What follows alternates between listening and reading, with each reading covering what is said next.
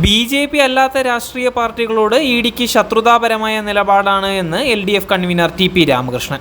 Karuvannur case CPM-ന് എതിരായ ആക്രമണത്തിൻ്റെ ഭാഗമാണ് എന്നും അതിന് കീഴ്പ്പെട്ടു പോകില്ല എന്നും അദ്ദേഹം എടുത്തു പറയുകയാണ്. ഇഡിക്ക് വിശ്വാസ്യതയില്ല എന്ന് അടിവരയിട്ട് പറഞ്ഞ അദ്ദേഹം കരുവന്നൂർ കേസ് കള്ളക്കേസാണ് എന്നും കേസിനെ രാഷ്ട്രീയമായും നിയമപരമായും നേരിടുമെന്നും അദ്ദേഹം വ്യക്തമാക്കുകയാണ്. ഇഡിയുമായി ബന്ധപ്പെട്ട ആളുകൾ അഴിമതി കേസിൽ പ്രതികളായ സാഹചര്യത്തെ അദ്ദേഹം ചൂണ്ടിക്കാട്ടുകയും ചെയ്തിരിക്കുകയാണ്. ഇഡി നിലപാടിനെ കോൺഗ്രസ് പലപ്പോഴും പിന്തുണച്ചതും അദ്ദേഹം എടുത്തു പറയുകയാണ്.